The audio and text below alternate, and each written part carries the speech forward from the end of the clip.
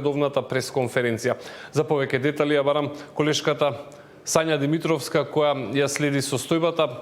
Сања, кои се најновите информации? Имаме ли веќе пациенти кои што се пуштени на домашно лекување?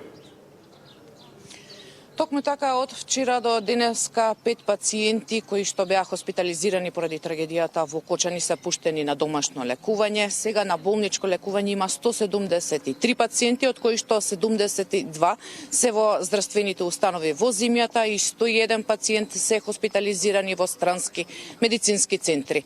Овде во нашава земја најмногу има на скопските клиники, тоа на кариелна пластична хирургија, на пулмологија, на токсикологија, во градската општа болница 8 септември, во хируршката клиника Свети Наум Охридски. Меѓутоа пациенти се хоспитализирани во двете приватни болници Систина и Жан Митрев. Од оние кои што се транспортирани во странски медицински центри, тоа се 101 пациент и според информациите од здравствените власти нивната состојба е стабилна и во текот на вчерашниот денка и дел од овие пациенти кои што беа на механичка вентилација сега се извадени од апарати и дишат самостојно.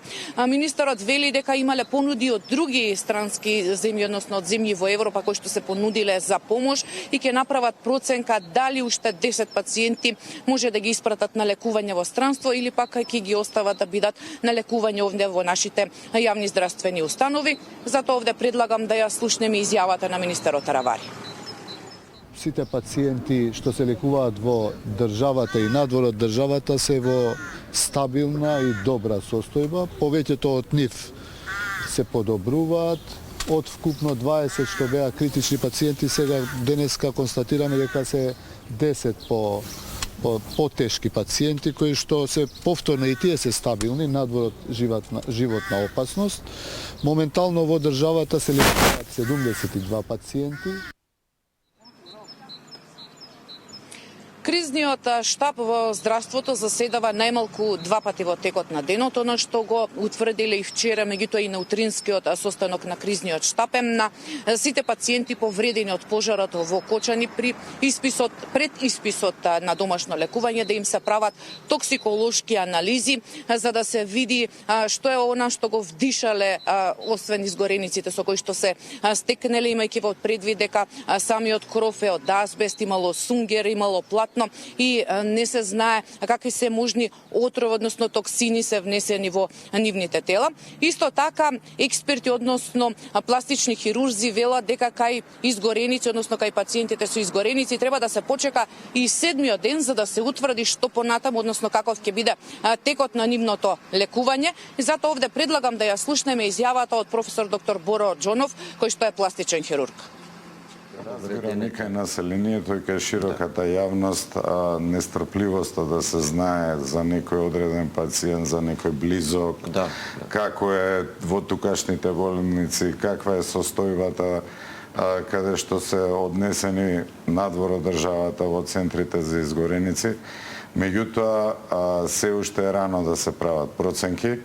Секако треба да се почека 7-миот ден као некоја прекретница, меѓутоа тоа не е строго косонож пресечено.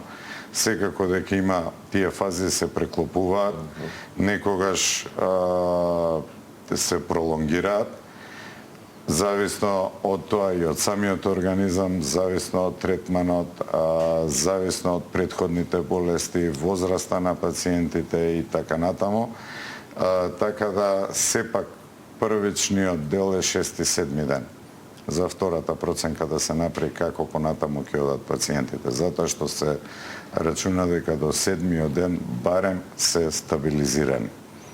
И потоа да се види што ќе се прави понатаму и да се донесуваат одлуки како ќе се третираат понатаму. Инаку министерот Таравари на денешнава пресконференција, иако планирал тоа да го каже наредната недела, сепак денеска спомена дека на возачот на брза помош кој што почина наредната недела ќе го повика семејството за да биде посхумно одликуван. Сања, ти благодарам за сите информации. Беше тоа Сања Димитровска која што известуваше за состојбата на повредените.